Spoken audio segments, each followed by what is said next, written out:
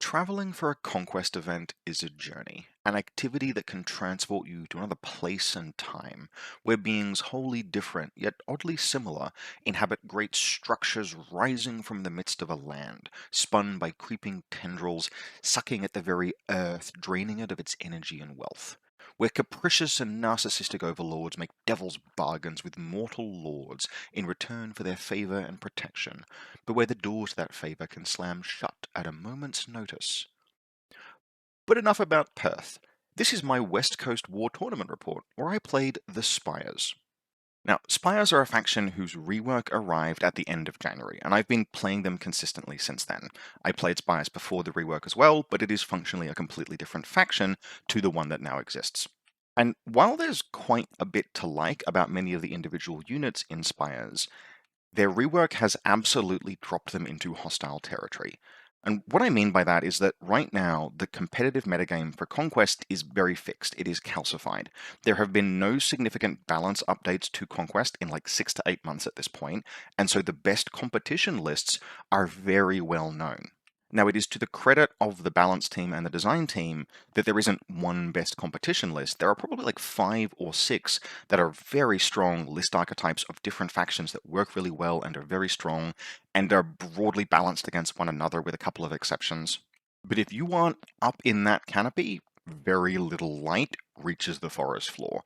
Those lists are very, very strong, and there's not a ton that can really meaningfully compete with them, and that includes most of Spires.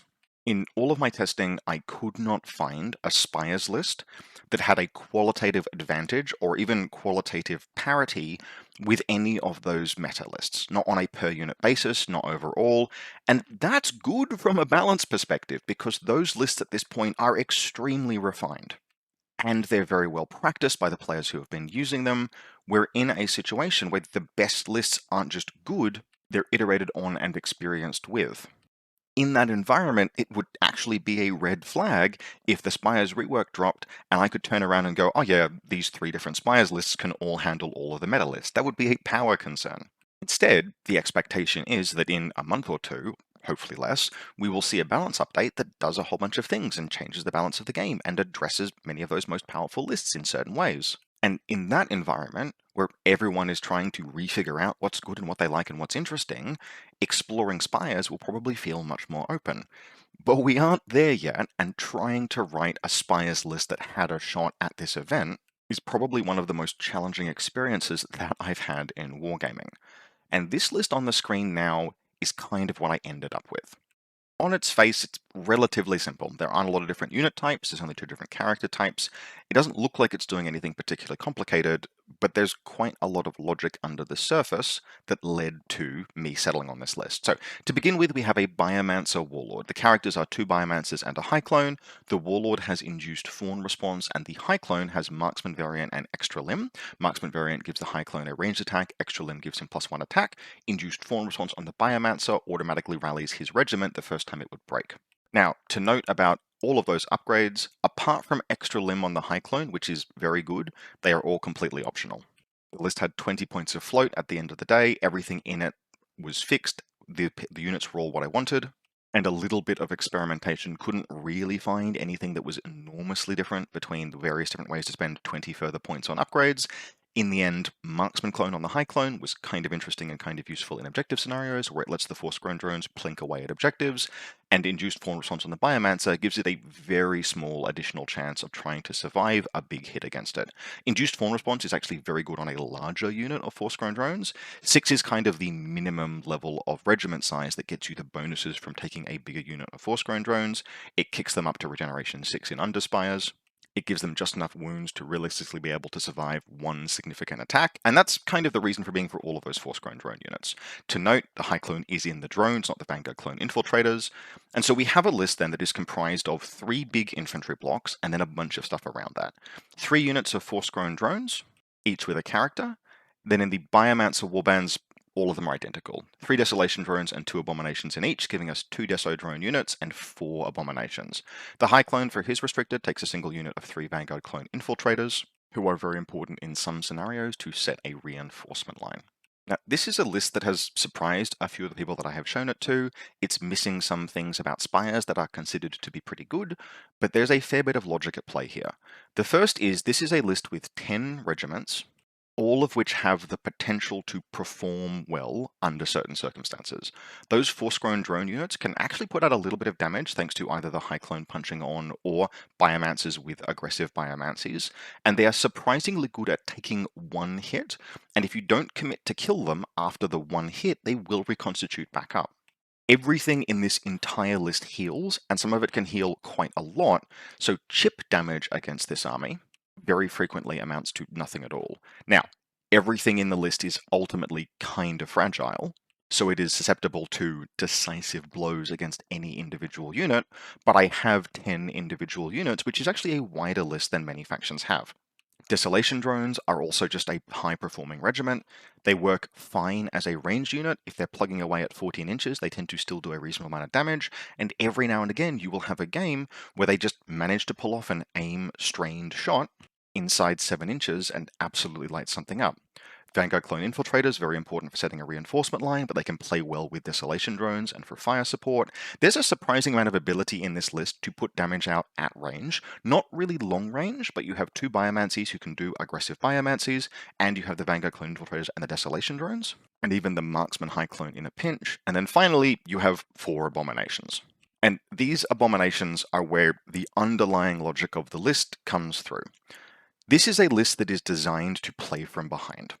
It is designed to be able to give me the opportunity to play for a high roll in situations where only a high roll will suffice and have the best possible chance of accomplishing that. Abominations are fine monsters by themselves. 180 points is not expensive. With Generation 2, they are surprisingly durable.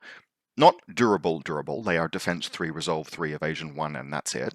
But like all monsters, they are fully effective unless they are completely dead. And with Regeneration, if you have an Abomination that takes 12 wounds, you can regenerate 2, now you're down to 10 wounds. At that point, you can strain without killing the Abomination and get that Relentless Blows on the Flurry attack. And Relentless Blows plus Flurry on 12 attacks is one of the best fuck it, we ball attack profiles in the entire game.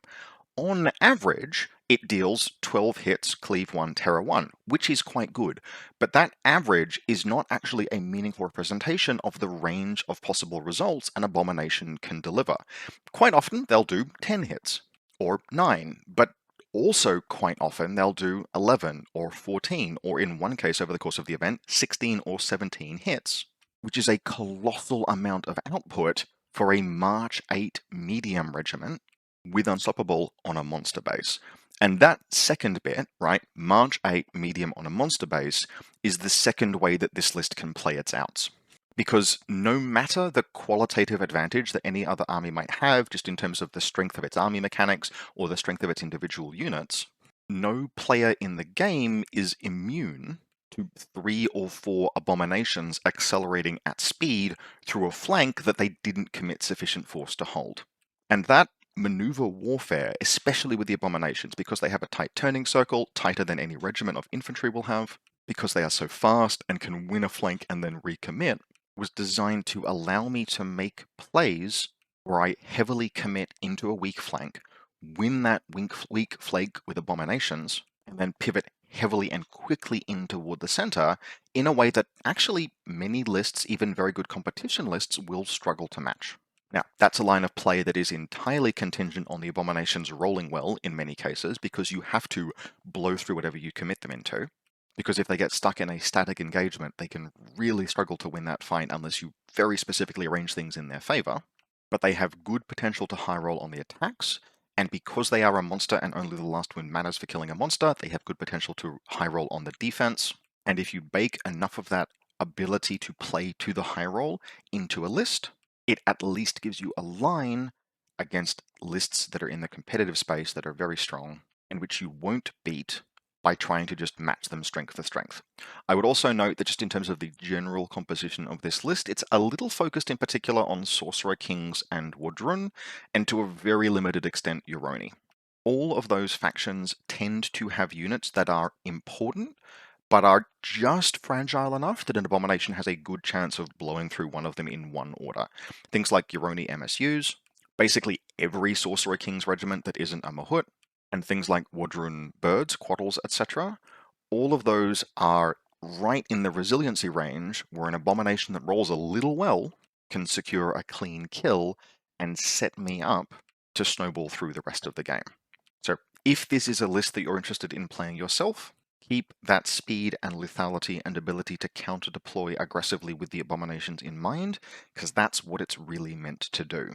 And as we jump into the games, we'll see how that played out in each individual case. Now, because this was a 5-round event, and a definite test of endurance, I don't have round by round inside each game photographs. We're going to do a quick high-level recap, but I will try and capture the high points and the interesting things about how the game played out. Also, you'll see on screen here, some of you who are familiar with my Spires list, or army rather, will note that those aren't my models, and they're not. Big thanks to Josh and Jordan from Western Australia, who put together an army for me to play on the day. Nothing I own will travel remotely easily, but those two gentlemen got me the models that I needed to play, so huge thanks to both of them. The Perth community in particular, they were fantastic, and we got to play against a whole bunch of Singaporean players who came over as well, which was a tremendous treat. And the first of those opponents was Ben, or Blitz Minis, who was playing Old Dominion. The scenario for this was Maelstrom, and Ben was running one of those lists that I was talking about when I mentioned well-known, well-explored, powerful competition lists. This is pretty close to the platonic ideal of a Heliarch Old Dominion list. There are like maybe one or two things that I would run differently because I am an MSU. High activation tragic. In Ben's case, he's consolidated a little bit and used the spare points this list has on larger units, but the fundamentals are the same and very strong. So from the top, we have a Heliarch Warlord with Skofnung. In his warband, we have 2 units of 4 Prodromoy and 2 units of 3 Athanati. The Heliarch is in one of those. The Heliarch has kind of in this balance patch become the default Warlord for Old Dominion, which is not tremendously unreasonable. I have a very strong soft spot for the Fallen Divinity, but I wouldn't try and travel with her. And while the Archimandrite is a very serviceable stand-in that can work with basically any list archetype, unless you're trying to do something very specific with like ghosts and Moroi spam, etc., the power of the Heliarch Warlord's activated supremacy is just, it's a pretty easy place to start, and this list with 4 Prodromoy, and 2 3 Athanato units, very strong place to use that supremacy. We've then got 2 spellcasters, a Hero Deacon and an Archimandrite with Devoted to Haslia, both in 3 units of 3 cultists. These can work as your dark power battery, but healing is very good in this list. There's a Theocrator, which you can't heal, but every other regiment is a 4-wound Old Dominion unit, and healing back things like Cataphractoi, Prodromoy, or Athanati, very strong. We get more healing and power and utility from the Theocrator, who's bringing a unit of 3 Legionnaires as his mainstay, and then a Mounted Strategos with a unit of 4 Cataphractoi and a Hetarios. Cataphractoi are like the most modern addition to this kind of list archetype, where the Hetarios is the single most pushed unit attachment in the entire game, period. It is incredible power and value for 10 points, but making Cataphractoi fit into a Heliarch has kind of been the circle that needed to be squared over multiple iterations on this list, because with a Heliarch warband, or warlord, you have to start with all of the stuff that the Heliarch has that makes him good and makes his supremacy good, which is his warband, and so we only sort of begin to see the Cataphractoi and the Hetarios sitting like seeping into these lists because they are so strong once the rest of the list gets figured out. Ben made excellent use of them, they're very strong, and realistically the only thing at all that I would change about this list if I was to run it is that I would trim a lot of these units and upgrades down to fit another unit of 3 Cataphractoi with a Hetarios in, because I consider them just that powerful. Now, bluntly, this was one of the nightmare matchups, one of a number of possible nightmare matchups. I was incredibly happy to be playing against Blitz, a name that I knew. I have a very good friend who spent time in Singapore over the last few years. I knew about the Singaporean community, but having a chance to meet them was fantastic. I could not have had an opponent I would have rather played against in round 1, just maybe not the list that I was going to be playing against in round 1. And under almost any circumstance, I would not consider this matchup to be winnable. But the table in particular was not almost any circumstance. It was weird, and you can see it on screen there. Now, Maelstrom is a scenario that I would generally consider my list to be well advantaged in because it can score both of the side circles on turn 2, which very few lists can do. If you set a reinforcement line with Vanguard Clone Infiltrators, you have just enough distance to get Abominations onto those side zones, and that scores you 4 points on turn 2. Maelstrom is a low scoring scenario. That's a big deal. However, that by itself is not necessarily sufficient because this Old Dominion list is full of things that out-threaten me and can ace my regiments from downtown. March charge clashes with any of those units in the Heliarch Warband regiments can reliably one-tap anything in my army, and I cannot sustain 4 regiments being annihilated in a turn if I hope to win. And that meant I needed 2 things to happen, and the table provided both. The first was I needed terrain that would stop Ben from fighting across a wide line.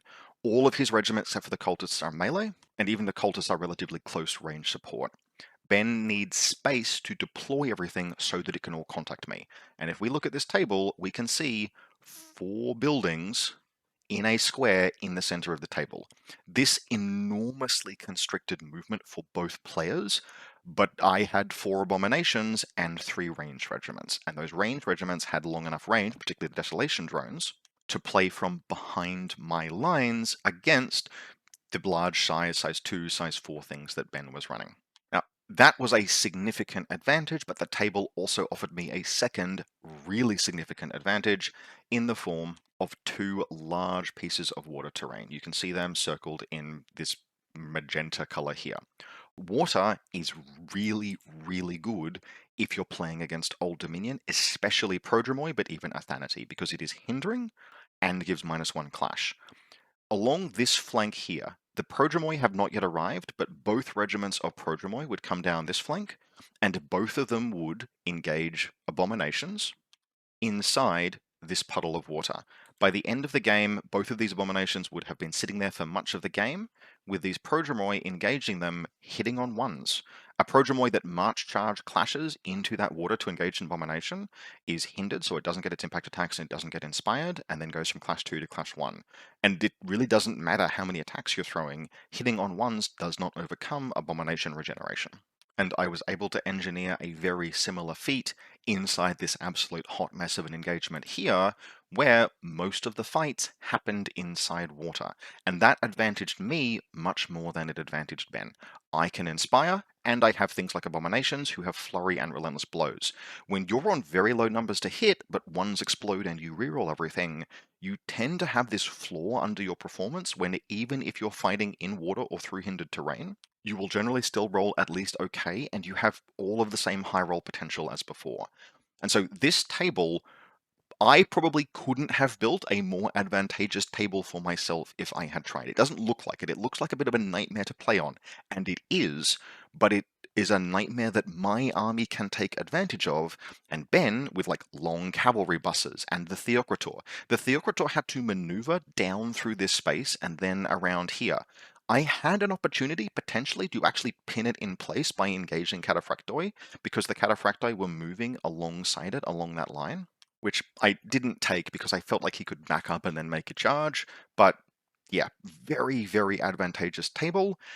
And I still had to play for some high rolls, but I got them. And especially this flank over here, this situation that has been engineered is a horrible mess, but it is more of a mess for Ben than for me. These are his 2 cultist regiments. They moved onto the board on turn 1 and then moved forward on turn 2, and I YOLO'd into them with the Marksman variant High Clone and the Vanguard Clone Infiltrators. Because behind him are Ben's Athanati, stuck behind these cultists, which now, in order for Ben to start performing charges, clashes, etc., these cultists have to withdraw. And because Ben, acting on like fairly good muscle memory, has deployed these cultists in positions where the water is protecting them, now I am using that water to protect my blocking regiments from his Athanati. Now, Athanati are still enormously dangerous. They will blow through those Vanguard Clone Infiltrators eventually.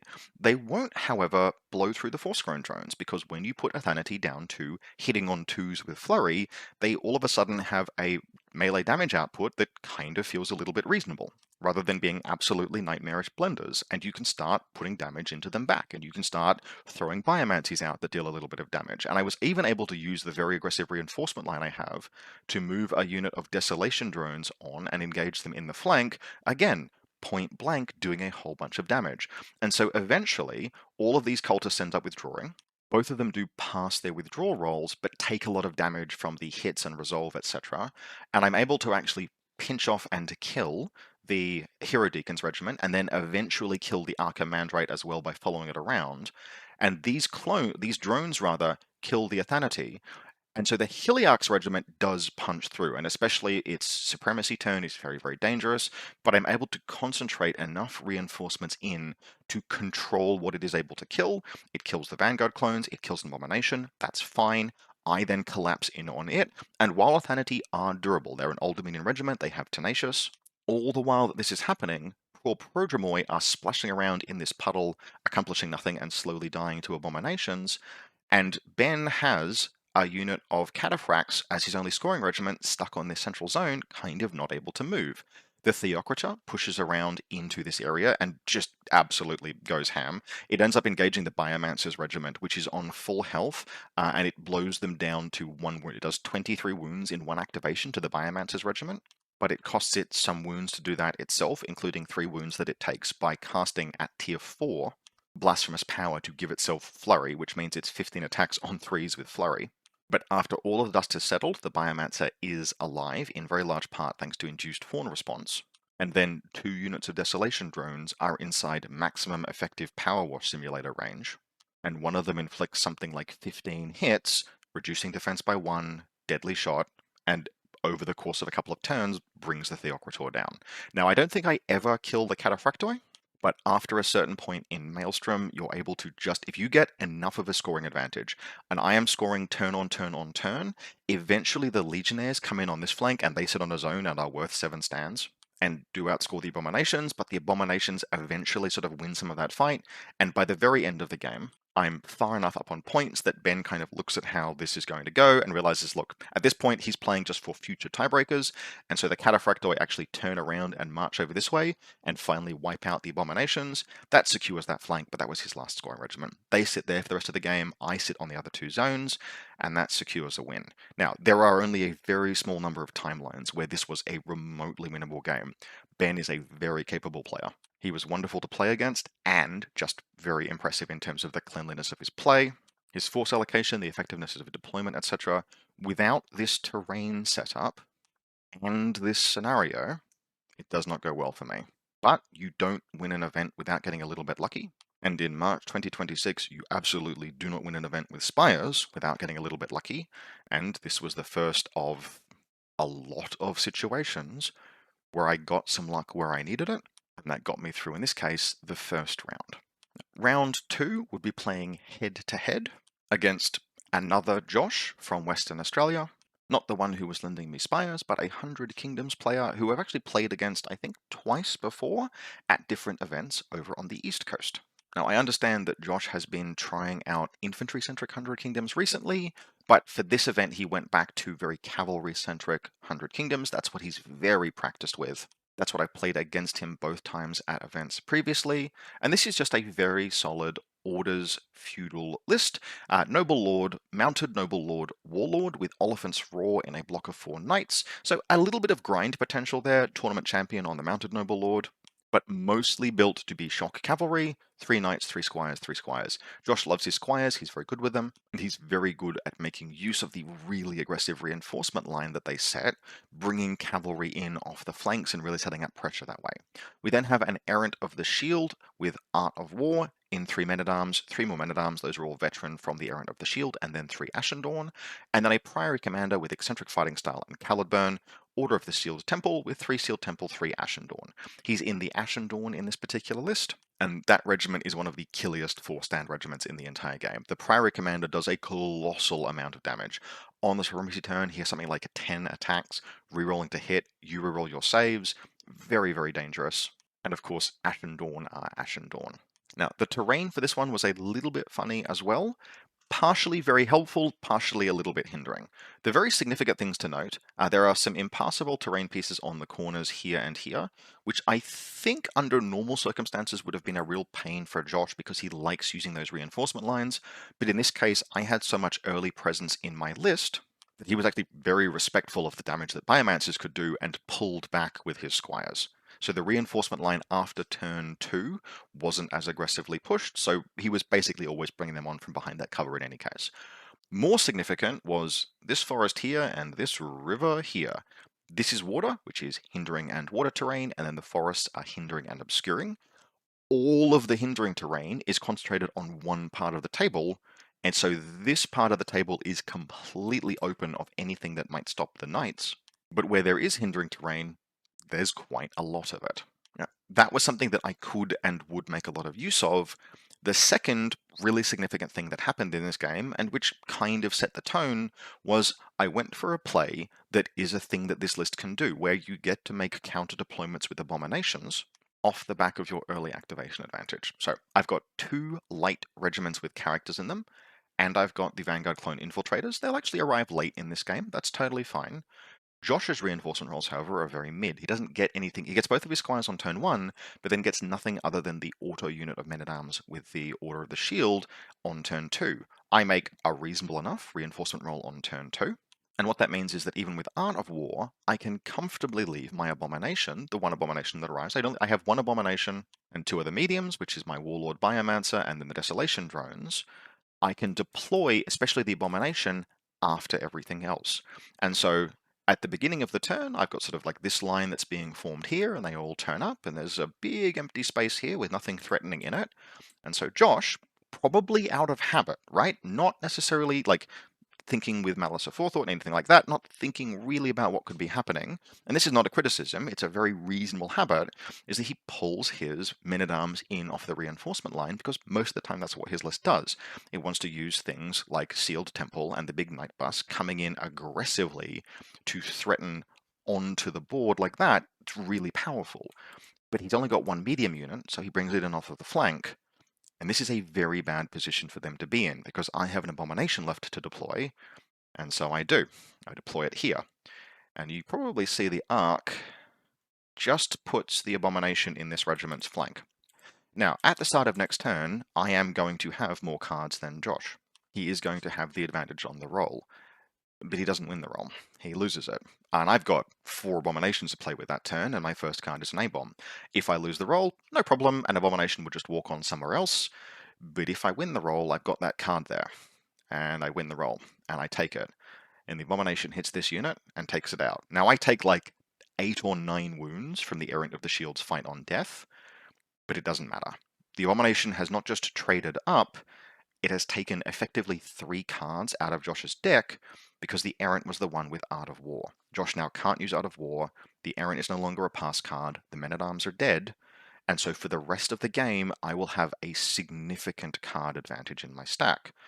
And so I get to keep playing those games with the Abominations where it's always the last 2 activations of a round, moving Abominations up into whatever the most annoying and dangerous position for Josh that I can think of.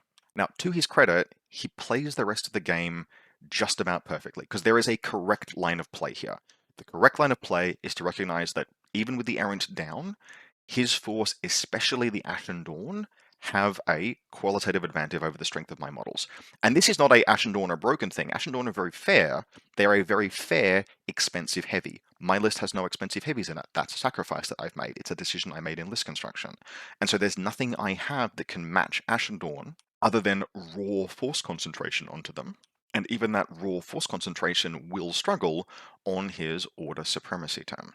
And so Josh builds up and he waits, and he is able to kind of keep the score from getting too far ahead of him. I am scoring this zone, but I don't get any more regiment kills. And then eventually the Ashen Dawn arrive. Now, during that time, there's a bunch of different play that happens back and forth over here. Knights arrive, Sealed Temple arrive. The Ashen Dawn are kind of forced to move into this space. This is where they will eventually deploy. This is the line that they will eventually push, because they have to secure this territory, and these are the things that they're very good at killing. So I get to play games with Abominations against Sealed Temple and Abominations against Knights and stuff over here.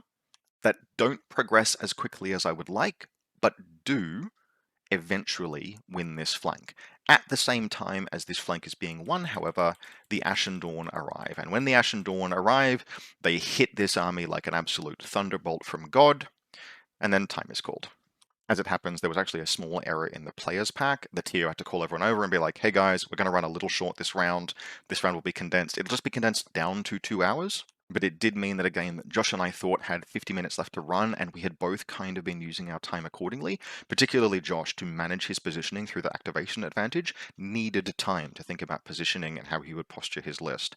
And so as the Ashen Dawn connect with and annihilate this Biomancer regiment, okay, that's it. Time is called. Now, looking into the future, I've got a pretty clear line of play. I am going to let Josh have this position here. I'm going to fall back across the river. I'm going to hold him there, and I'm going to score out this zone for the rest of the game. I don't need to win by a large margin. I just need to win, and there should be enough points in it, unless things get very weird, for me to secure this. I think it was turn 6 that the game was. It was turn 5. It was turn 5 that the game was called. End of turn 5. So nominally 5 turns left in the game, but it is going to take the Ashen Dawn a very long time to chew through all of these individual regiments. I am winning elsewhere on the board. If I am lucky, I can potentially inflict a few casualties on the Ashen Dawn as they push through, and then basically try and hold them at the river as best I can. That would have been the plan over the long game. We didn't have any more time, and so at the end of round 5, we tallied up points, and that was that. It was, however, enough for a win, which gets us through to round 3. Round 3 was against Saxon from the East Coast, former HEOS attendee on behalf of Australia. And, oh look, we're back on this table. Why is that? Well, there is a thing with the Conquest app that I kind of wish it didn't do, but which tournament organizers have to manage, which is that it defaults to putting the top strength of schedule players on table 1. And this is table 1. And so I would be spending a little bit of time here, which means over the course of the event, I would have 3 games on this table. Now, you can see it has been reorganized for this game, but it is still running 4 different buildings, 2 hills and 2 water terrain features, which against Water Court is a little bit concerning. The terrain that had previously been very advantageous was less advantageous in this matchup. But I had built this list to manage this matchup as best I could, and that would pay off. Now, what is the list that Saxon is running? He's relatively well known for his Euroni.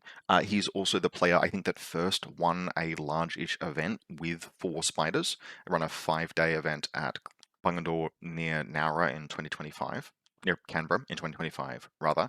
But it's a little bit of a cultural thing inside Australia. We have a tendency when you win an event with a list, that's like, okay, cool, that's an event winning list. Good job, you found it. Excellent work.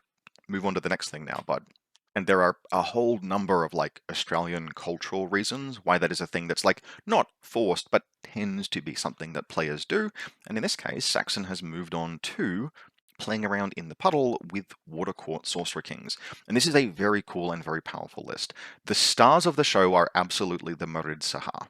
But from the top, we have a Maharaja Warlord, Court of Air, Court of Water with Jadu Kavach. In his warband, he is sitting in a unit of 3 Danhur archers, and to note, because the Maharaja is air and water, the Danhur archers are air and water as well. That's really cool because it means you can target them with both the water spell that gives aim shot and the air spell that gives rerolls, which means they can do a lot of damage at range. We have the first of 3 regiments of ghouls with the School of Water. This is very significant because there is a huge amount of synergy between Blood to Water, the offensive spell that the Marid and the Raj and the Sorcerer and the Maharaja all have, and getting just any regiment of Water Court units engaging. If you aren't familiar with the spell, if you are engaged with a Water Court regiment and you're hit by Blood to Water, you take a number of additional hits equal to your current resolve stat, which tends to be a very high number. In the case of Spires, for example, it's often going to be 6 or 5, because those drone units have low defense but high resolve. On top of that, if the Marid cast a spell at something, For that spell, and for the remainder of the round, any Water Court caster that casts a spell against the same target gets one automatic success, which means it's almost impossible to fail spells. You get an extra automatic. It's just loads and loads and loads of hits. Quite a lot of the time, actually, Saxon's experience with this list has been people wondering why he is march charging with his ranged quote-unquote unit of Marid Sahar. I know he had one game where his opponent was like, why are you doing that? Why? This is a ranged unit. It's a range that has a spellcasting in it. Why is it march charging me? And then they cast their first spell and it does a whole bunch of hits. And then the Raj inside the regiment cast the spell again and it does a whole bunch of hits. And just annihilation begins to ensue. It's just hits, but it is so many hits. It's very, very powerful. The rest of the Maharaja's warband are 2 Trinaverta Chandavats. These are the ranged birds where they can get the free spellcasting or the free ranged attack, I think, if they activate after a ritual. Saxon's experience over the course of the event was that these were not enormous performers. They're good, but compared to the power and consistency of the Marid, they're just good, and they are expensive. It's also very difficult to get the ritual proc that they need to reach their full potential, because they need to activate after an air ritual, and if you're doing an air ritual, which Saxon would absolutely run air rituals through the course of his strategic stack or his command stack, but if you're running air rituals, those aren't water rituals, and water rituals are probably the strongest rituals in Sorcerer Kings. The ability to generate a puddle of water is enormously powerful, and then the ability to deal 6 AP1 hits out of that puddle of water is really enormously powerful. That is the most powerful infinite range offensive tool in the game, possibly barring Dwegom, and even Dwegom is not truly infinite range, it's just close. That kind of tech, the ritual boom, deal 6 wounds basically to a defense 1 regiment, is a big part of what I had built my list to avoid taking critical damage from. If you run like a 100 Kingdoms list, or even a Spires list where you have a Biomancer or a Ferromancer in an MSU of something, an MSU of drones for example, you are at significant risk of losing that character and regiment to an army special rule. A big part of why this entire list consists of regiments that are durable enough to always survive 2 back-to-back strikes from a water geyser, and have healing to reconstitute is specifically to accommodate the water-air matchup that Saxon was running. Did I counter-tech my friend? Yes, absolutely, and it was 100% necessary to have a chance to win this game. Anyway, we then have a Raj. This is the Blender Raj, bound to the elements Prisham Kanjar. He is in a unit of Marid Sahar. He carries all damage output for them, and then they provide spellcasting support. This is actually one of the highest damage ways you can play the Raj, not just in terms of him with huge amounts of attacks, flurry, and flawless strikes, but the fact that you can have this regiment that can charge clash or march charge cast a spell, then the Raj can cast a spell, then you can activate next round and have the full might of the armed and operational Raj melee battle station in play. This is a regiment that could absolutely surprise people and do a huge amount of damage. More goals, and then 2 units of Steelheart Djinn. The Steelheart Djinn are a good unit. Saxon is good at using them. One of his favorite plays actually is to make use of an aggressive reinforcement line, bring them onto the table, and then air step 7 inches sideways. On a number of occasions, I know he has told me that he has just gotten into flanks in a very cheeky way because of a 7-inch lateral movement. Ultimately, they are a concession to Dwegom exist, and he needs to be able to beat them. One of the problems with all of the rest of the offensive output of this list is that it's lots and lots of hits, and you don't want to be dealing lots and lots of hits into, for example, Defense 4, Resolve 5, Tenacious, Indomitable, Steelforged. And so kind of by necessity, there are some Cleave 2 units in the list, just to give this list a shot in the Dwegom matchup. Finally, we have another sorcerer, or a sorcerer, with Water Court and Shulat. Shulat is the extra ritual tokens. She is sitting in 3 goals, and then she brings along 3 Marid Sahar. This is a really solid list. I think the only change, realistically, that I would advocate for, and only after talking to Saxon about it, is you could realistically drop a Trinaverta Chandavat in exchange for more Marid Sahar and other stuff. For this game, we are playing Breakout, and my game plan here is relatively clear. One of the weaknesses of Sorcerer Kings is being rushed through an aggressive trading game. The thing about Sorcerer Kings is that they need to firstly develop some board presence, and then spend a couple of turns capitalizing on that board presence. And the reason why I say that is that rituals are one of the most powerful army-wide mechanics in the game, but they need your units to activate and your units to cast spells. And this list can do a huge amount of that.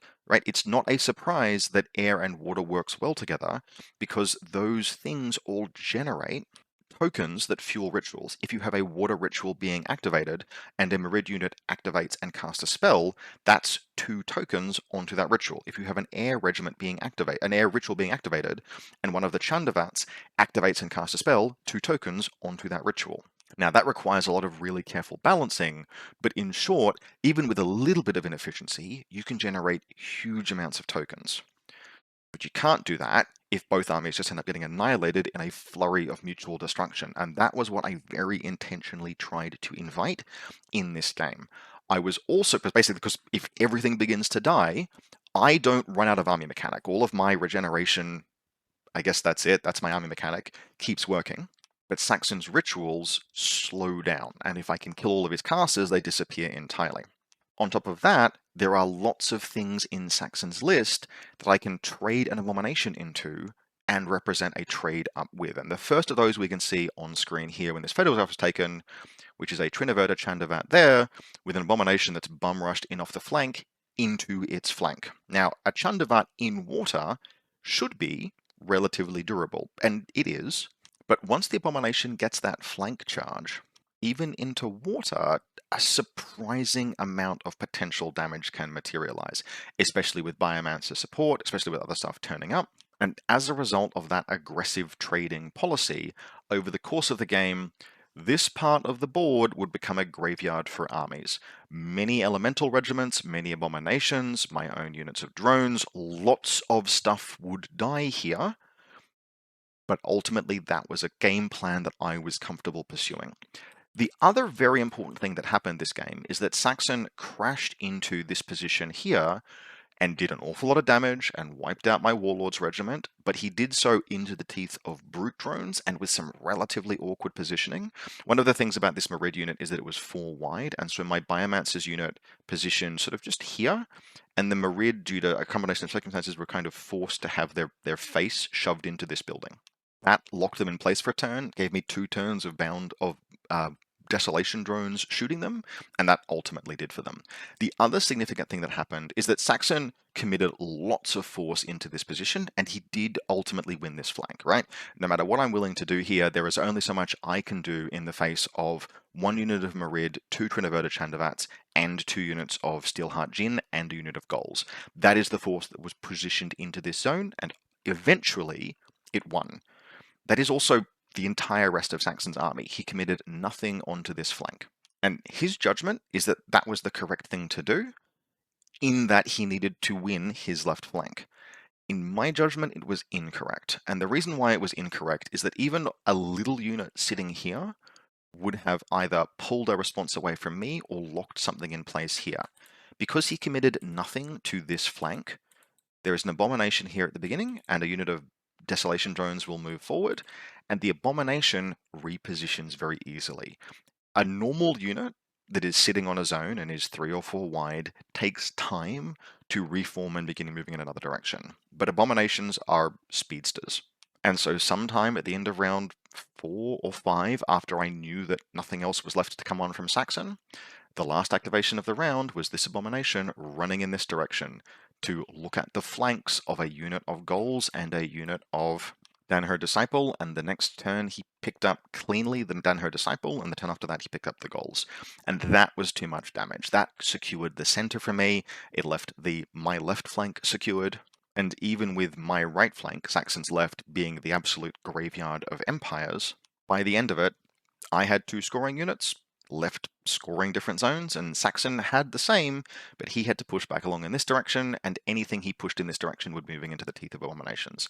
In the end, what I actually did was just pull back a little bit and leave his objective there, effectively using it to protect my scoring regiments. And so he was like, well, you know what, I'll play for the points. He took the charge, he killed the objective, I countercharged, I killed that last scoring regiment that wasn't on the far zone, I held my 2 zones, I held this zone and this zone, and by the end of it, that was the game, which put me undefeated all the way through day 1.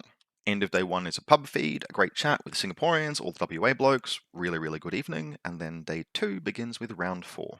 And because we're still winning games at this point, we're still on table 1, and we finally hit probably the most difficult matchup for this list, which is Magma Dwagom, piloted by no less than Ewan from Western Australia, who, for all practical purposes, is the father of this list archetype and who I have played against in tournament reports on this channel previously, and you can see his army there on table, looking just phenomenally gorgeous.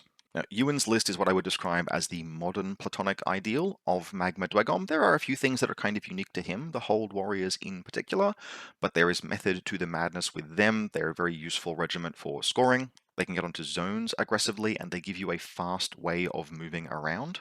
A sorcerer who can be the source of a magmatic seep, which can then be the source of a very large number of pyroclasts.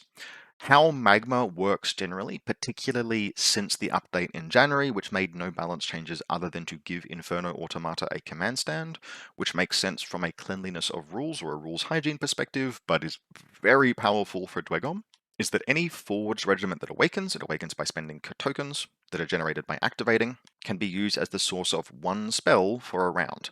With Magma, you only need one spell to create a magmatic seep, and then that magmatic seep can be the source of all of your subsequent offensive pyroclasts.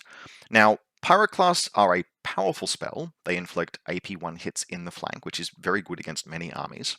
But you can contain the worst of the damage through a combination of resilience mechanics and interference. Spires categorically does not have interference, and that just has a number of effects on the math. It means that spells very, very rarely fail, and they will spike much more often than you would expect if you were playing into interference. Nothing in my list can endure consistent attention from Magma spellcasters, and the maneuverability of Inferno Automata means that that attention can be directed from effectively anywhere on the table. The list also enjoys a qualitative advantage just in the form of Steelforged. Steelforged are one of the best units in the game, and 2 stands of Steelforged are a match for any 1 regiment in my army. Now, there are only 2 Steelforged regiments, but they are effectively public enemy number 1 because of how dangerous they are. Not only are they able to just hit my lines and go through everything in the same way that Ashen Dawn would, except that they are a medium, but as long as they are alive, their command stand is alive, and as long as their command stand is alive, they are potentially a source of the power of that Magma Pyroclast. So this list has to be approached in a risky way if the game is to have any chance of success. From the top, just to run through the list, we have a Sorcerer Warlord Magma in 3 Fireforged. We have a Sorcerer Magma Crown of Ushkaloth in 4 Hold Warriors. The Crown both gives them the speed necessary to walk onto some objectives that otherwise they wouldn't be able to, and gives them some impact attacks, which is just useful sometimes. We have a Steel Shaper, Steel and Ferric Throne riding a Stoneforged. His warband otherwise brings the Inferno Automata units and another unit of Steelforged. This is why I think this list is sort of the most modern version, because the Steel Shaper on the Ferric Throne is a really clever second order optimization in response to other competition lists. If we think about having to play into Magma Dwagom in the mirror matchup, or for example, the Sorcerer Kings list that we played against in round 3, all of the tools that the Steel Shaper brings are really, really strong. The Steel Shaper projects an aura of like super interference that goes a really long way in mitigating the free automatic successes that water spellcasting gets. It grants untouchable against range attacks, which is really good at helping limit the damage that things like Danho Disciples, but even Flamecasters, etc. can do. And it's a really, really strong anchor piece. It's very durable, and it can heal itself, and it's very, very dangerous. Not necessarily, like it's less dangerous, I believe, for example, than a unit of Steelforged, but it's got very high quality attacks, and because it can heal itself and it can be given tenacious and untouchable by the Steel Shaper, it can be made enormously durable. It's just a great anchor piece, and it's 1 heavy that can just always arrive on turn 3, reinforcing the line wherever the things that it is good against exist. This wasn't something that existed in the early iterations of the Magma list, because the early iterations of the Magma list were running 4 Magma casters. But as you develop and you iterate and you learn what you need to play against, the Steel Shaper becomes a piece that, yes, it's 1 less pyroclast or 1 less pyroclast every single round, but it's 1 more capability that the list would otherwise lack. Finally, we have a Lost Ancestor with Champion's Horns, Bloody-Minded Focus, 3 Fireforged, 3 Steelforged. Now, it's a list and matchup like this that I was talking about when I said I built my list to play its outs. I built my list to have the potential to high roll, because playing conservatively by the numbers, by the dice, isn't a realistic path to victory here. This is a list where you have to, firstly, pull some bullshit, and secondly, get lucky doing it. And in this picture as it's taken here, we can see me in the process of doing that. In particular, I will draw your attention to this. That is 3 abominations absolutely bum rushing my far left flank. Now, there is one weakness to the Magma Dwagom Death Star, and that is that they have relatively predictable, not completely, but relatively predictable command stack ordering. Very frequently, what you will see from them, unless their player is getting a little bit fresh and doing something clever, which will actually happen particularly in later turns of the game, it is never fully predictable where the sorcerers will be in the command stack. But on turns 2 and turn 3, what you will often expect is that the last, say, 4 activations will be something to generate an arc node effect that you can arc spells out of, and the 3 spellcasters. And that means that the list plays its deployment and maneuver hand early in the turn. And that is a very, very narrow thermal exhaust port, but it is a weakness in the list. And what is happening here in this picture is me in the middle of exploiting that. Now, down here, I want you to imagine an awful lot of Spires corpses. Previously, before their occupation and trampling over by all of this stuff, there was an abomination that had run up onto this zone, got shot, got spell arced, and run away. Actually ran away slightly prematurely that turn. He should have waited slightly and eventually run away only after he had been committed into by Inferno Automata. He might have lived one more turn, not the end of the world. And then the High Clones Regiment, whose basic job was to die as slowly as possible in the face of all of this force.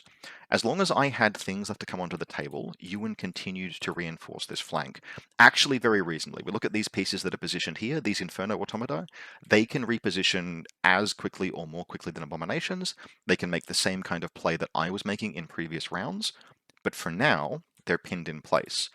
This is at the end of turn 2, not 2, 3. This actually is probably at the end of turn 3 or 4. I think at the end of turn 3.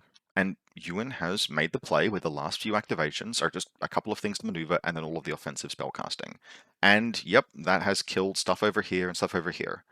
But by making sort of the same strong, powerful, attritionally advantageous play on turns 2 and turns 3, I have had the last 2 or 3 activations uncontested rather, to bring abominations on here and here, and then rush them forward. And the casualties that, now, Ewan has backed his Steel Forged up, he's pulled them away from the abominations, but he hasn't been able to pull them away far enough, because I had the last 2 activations of the round, safe from Magma Pyroclast, etc., to rush them forward. I now have a pair of abominations staring down 2 units of Steel Forged. And I have lost enough cards that I am advantaged on the roll going into the next turn, and I'm very slightly up on points because of the sacrifice of this abomination over here. This alone is not enough to win the game. Even this play is me just setting myself up for the potential to maybe high roll. But I do. And at the top of turn 4 or turn 5, both of these abominations activate, both of them charge. This one hits these Steel Forged and rolls 16 attacks on its charge and kills them cleanly. This is a very low odds play. The second one lands into these guys, rolls 14 attacks on its charge, doesn't quite kill them, but the next 2 activations are these drones and this Biomancer Warlord, who's able to put Biomancers into the unit and kill them as well. And importantly, both of these kills occur before either regiment can activate and be the source of a magmatic seep, which means, yes, an abomination takes like 9 wounds from the ancestors die fighting, but it is not able to be capitalized on and killed by Pyroclast because it is too far away and it is safe from anything that would target it this turn, and it can pull back to safety next turn, and the Steel Forged are dead. The Steel Forged are dead to long odds plays. The odds of either of those kills, even with the Biomancer support, was low.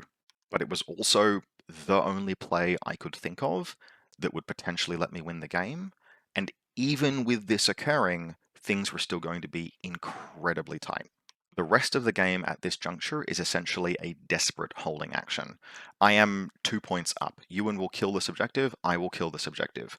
Everything of mine will pivot in to secure this flank and try and deny the Inferno Automata moving up and around over this hill. And even this desperate holding action is not going to succeed without further luck. Now, there are situations over the course of these turns where I will get unlucky. The Inferno Automata in particular, engagements around them, Ewan wins a pair of back-to-back supremacy rolls that enable them to almost break through this position. I have to stop them to prevent them getting to this objective because this objective is a win condition for Ewan. I'm only ahead by 2 points, the objective is worth 3.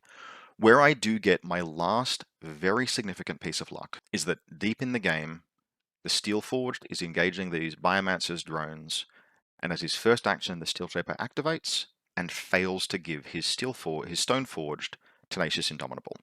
It's one of the only spells that fails the entire game. I think there were some Pyroclasts here or there against non-consequential targets that failed. This one failed, and that was really significant because this Stoneforged is staring down a unit of Desolation drones in full effective range. The Biomancer manages to survive and is able to put Biomancies into the Stoneforged. Biomancies into a Stoneforged do almost no damage if it's Tenacious, but they're able to put hits into it once it doesn't have Tenacious. Vanguard Clone Infiltrators, the second unit of Desolation drones, even then, just barely, to the wound, the Stoneforged goes down. If it had broken through, it wouldn't necessarily have secured this position, but it would have started like that round, but it would have started an attritional trade that I was no longer able to recover from. As it was, I was able to hold. Ewan was lightly pinned back behind his friendly objective. He took a turn to set up and position in.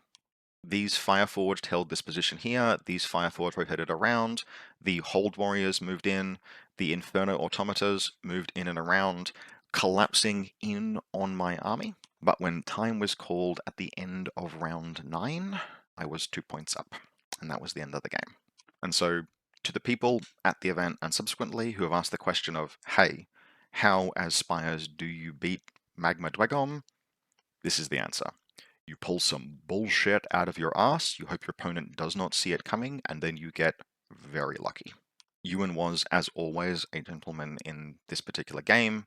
I know the loss didn't sit particularly well with him because of how I had communicated my thoughts about how difficult the matchup was for my faction, so I do want to make it really clear how much has to go right and how lucky I was at so many points during this game to have a shot.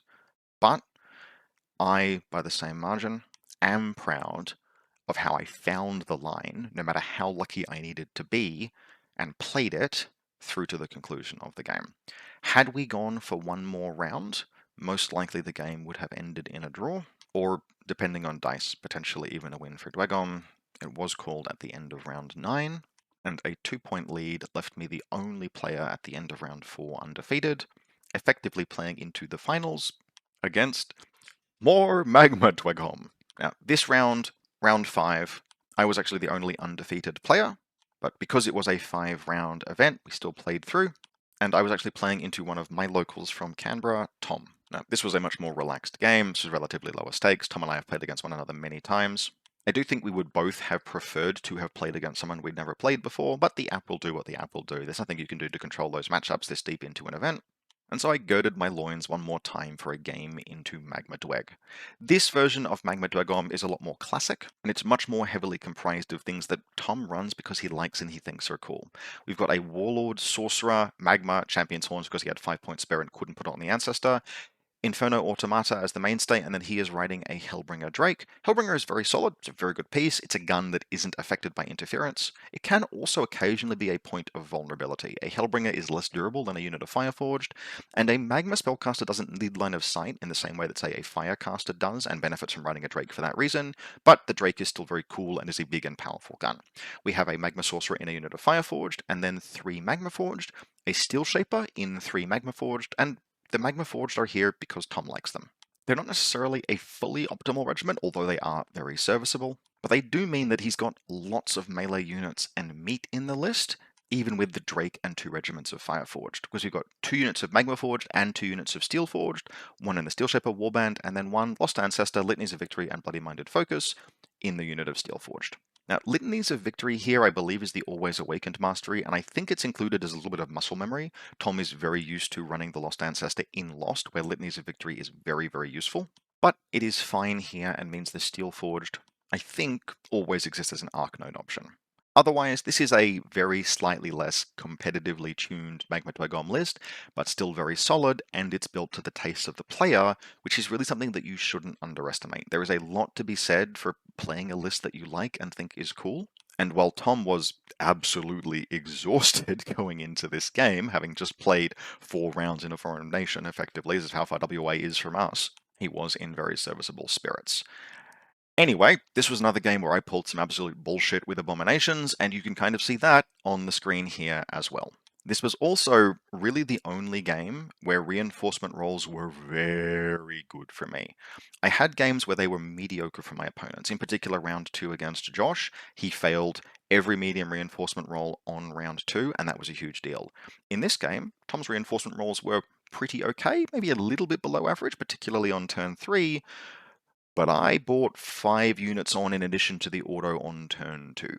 I rolled 5 successes out of 7 medium dice on round 2, and that gave me an enormous activation advantage and a lot of bulk. Now, there is something to be said for treating reinforcement roll successes with a little bit of skepticalness. There are actually many occasions throughout many games where having the last regiment onto the board means you can position something responsively to to generate a decisive game circumstance. But succeeding your reinforcement rolls can also be very powerful if you have a proactive play that you want to make, and in this game I did. On turn 1, I bought on the High Clone and the unit of Anglo Clone Infiltrators. Tom bought on his 1 unit of Inferno Entometer. And on turn 2, basically all he had were Steelforged and Fireforged developing in line along here, and then just the 1 Hellbringer Drake moving onto his zone. Not entirely unexpected. The Hellbringer Drake was the only thing he's got that can easily reach the zone, apart from... Actually, he may have had Crown of Ushkaloth on the Magma Forged. I think the Magma Forged could reach the zone, but in this particular case, the Hellbringer was the only thing arriving that turn, which meant, yeah, it's okay, only 4 stands on this zone, and there certainly wouldn't be, say, 6 stands on the zone next turn. And so for me, the last 2 activations of round 2 were a pair of abominations running up into this position here, sitting just outside of 18 of the Hellbringer, but comfortably the next round as the last 2 activations. This is taken at the end of round 3, able to run into the zone. In fact, this abomination was a 2+ march charge against the Hellbringer Drake, and so it march charged into the Hellbringer Drake, which also put Tom in quite a bind, because with the Hellbringer Drake engaged, actually really badly pinched off a unit of Magma Forged here. You can just see them in this photograph, but they are up against an impassable piece of terrain, as in they are flush with it, they are touching it, so they can't wheel. Because on the other side, they are flush with the Hellbringer Drake, and the Hellbringer Drake was now engaged. That forced a turn where they had to reform and move forward, because they couldn't charge the Abomination. It was off-centered with the Hellbringer, and they couldn't march within an inch of the Abomination, because that's not allowed under the rules, so they had to reform to be narrower and then push forward. Little executional error, Tom was tired, didn't really think about it, didn't really think about those Abominations rushing onto the zone, but they did. Now, the plan here was actually just to secure a scoring lead. In Echelon, what can happen very, very easily is that the first player to secure a scoring lead that can't be responded to by the opponent can just win the game, because you just divide the board very narrowly in half. I am actually of the opinion that Echelon fails the first role a scenario should fulfill, which is to force the players to engage. The default outcome for Echelon, if you have 2 non-committal players, is a draw. Now, I don't hate one scenario like that existing in the scenario pack, but it is a criticism of Echelon as a scenario. And so what it can tend to do is, if you are aiming to win the game, it forces you to make a big play to secure a points lead, or to very slowly grind out an attritional advantage until you can walk over your opponent in the late game. I did not trust my ability to do that against Magmatweg, even if Tom was very tired, and so I went for the big play. And then on top of the big play, which scored me a significant scenario lead, the Abominations got lucky again. In this case, they got lucky with their defense rolls, but an Abomination that survives on 1 or 2 wounds is an Abomination that, in this case, continued to score the zone and can continue to deal damage.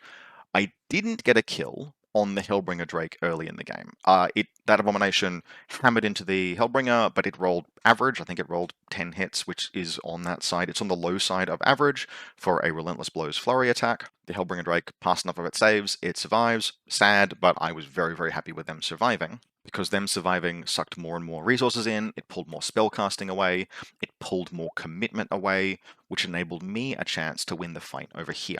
The fight over here also had relatively advantageous terrain. Tom did something that you wouldn't necessarily always see unless you felt you're under pressure. The Inferno Automata got caught in a position where they kind of had to make a charge or just run away and not be relevant anymore. They took the charge trying to kill the Vanguard Clone Infiltrators, rolled terribly. Tom's dice are legendarily bad, just by the by. The Vanguard Clone Infiltrators survived, and then Biomancies and Desolation drones subsequently cleaned the Inferno Automata up. This building I used to help secure the kill against these Steelforged. Because these Steelforged were wide, I could basically have this gap here be something that they couldn't possibly fit through, and that meant that I could put the Steelforged, basically I could position this Biomancer's unit at about 12 inches, I could threaten offensive Biomancies, it was very hard for him to charge me, but any commitment by this unit in would be responded to by a flank charge from Abominations, and by Desolation Drones, and by Biomancies, and by everything. And so basically, at this point in the game, using a combination of terrain and the amount of commitment that these Abominations forced out, I could out-force concentrate and defeat in detail basically anything that Tom sent into the meat grinder on my right flank. And because I had a scoring advantage in Echelon, he had to send things into that meat grinder, because if the game state just stayed status quo, I would now win by default. I didn't have to push. I could fall back, I could consolidate, I could use my healing, of which I have a lot in this list, to slowly rack up value, and that actually meant that the attritional lead skewed my way. This was a rare example of a game where a combination of luck and the scenario pressure forced my opponent into a position where I could get the attritional advantage, and over the course of many turns, I was actually able to pinch off all of the things that came into this zone and push around in this direction. Eventually, the Magma Forged with the Steel Shaper would collapse through here, they would kill multiple regiments, before eventually dying into Desolation Drones. And very, very late in the game, the Vanguard Clone Infiltrators, who had somehow survived the entire game by dint of not being useful enough to kill, finally made a runaround in this direction, used their strain to see through the forest, and finished off the Hellbringer Sorcerer. And with that, the 5th round of the event was won. I was the only player that had gone 5-0, and it put me in first place overall, with Spires at West Coast War. It's a result I'm very happy with, even if I do have to acknowledge repeatedly how much luck I needed to get all the way through those 5 rounds. Luck with terrain, luck with scenarios, and luck with dice. To an extent, that's always something that is needed to win any event regardless. No one ever just breezes through a 5-round event. Things always need to go your way at certain critical points. In this particular case, though, I'm actually pretty proud of how I approached the event and how I built my list and played to give myself the chance to get that luck when I needed it. There's an old adage that you miss all the shots you don't take, and that's something that's actually very important to recognize in these kind of games that we play. Now, I am pretty damn good at these games. I am pretty good at Conquest. But regardless of your skill level, something that any player can work on is recognizing when they're in a winning position, when they're in a losing position, and how much they need to push their luck as a result. A good rule of thumb is that when you're ahead, you play conservatively and aim to get more ahead, and when you're behind, you take risks to see if you can recover. Now, sometimes those risks don't pay off, and the game is a loss, but if you were losing already, that's no more disadvantageous a state. But if you are behind, and you recognize where a line of play is that gives you a chance, then in however small a percentage of cases, that's the way to translate otherwise potential losses into wins. Recognizing clearly when you're behind. Sometimes what you will find in some players, and the habit to avoid, is to mischaracterize your own position as likely to result in defeat when it doesn't. Isaac, if you're listening to this, I am explicitly talking to you. But basically all the time, when we're playing these games, we should be looking for those lines of plays that result in victory. Sometimes they are easy to find, sometimes they are hard to find, and sometimes there's just one of them amongst an otherwise daunting sea of possibilities. But if you don't find it and at least roll the dice, you won't ever win those games. In this case, 5 times in a row, I was able to find the line, and that produced a win at the first 5-round event that I have played with the new Spires. Very happy with that. Very happy with all of my games, and very happy with the event overall. It was wonderfully run, wonderful venue, very well put together by Ewan and Josh from WA. Ewan did a huge amount of legwork organizing it and helping us all get over there, giving us the information, spruiking it to the East Coast lads, making sure the Singaporeans were coming. That was a huge incentive. And then Josh, of course, did the running on it on the day. Thank you both very much for a wonderful weekend. To everyone else who's enjoyed this battle report, I hope very much that you've enjoyed this. If you're interested in Spires, you can check out my faction focus and tier list for the faction where I break down units that I like and dislike in more detail. And otherwise, while we cover Conquest only intermittently on this channel, we will be back again in future for more Conquest content.